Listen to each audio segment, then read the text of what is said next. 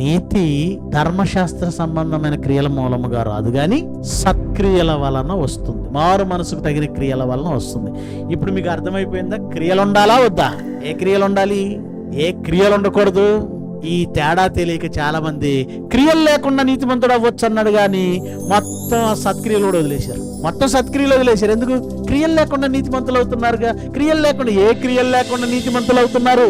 ధర్మశాస్త్ర సంబంధమైన క్రియలు లేకుండా నీతిమంతులు అవ్వచ్చేమో, గాని మారు మనసుకు తగిన క్రియలు లేకుండా ఎవడో నీతిమంతుడు కాలేడు.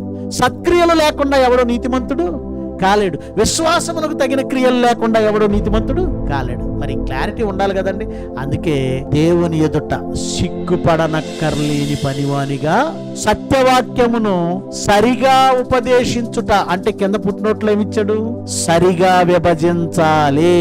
అంటే ఏ క్రియలు వద్దన్నాడో, ఏ క్రియలు కావాలన్నాడో, ఈ విభజన రాకపోతే రేపు దేవుడి ఎదుట తలంచుకొని నిలబడాలి, సిగ్గుపడాలి. ఎరా ఎందుకురా బైబిల్ పెట్టావు? బైబిల్ సరిగా స్టడీ చేయలేనప్పుడు. నువ్వెందుకురా బైబిల్ బోధిస్తున్నావు? సరిగా విభజన చేయలేనప్పుడు. విశ్వాస సంబంధమైన క్రియల మూలంగా నీతిమంతులు అవుతాం.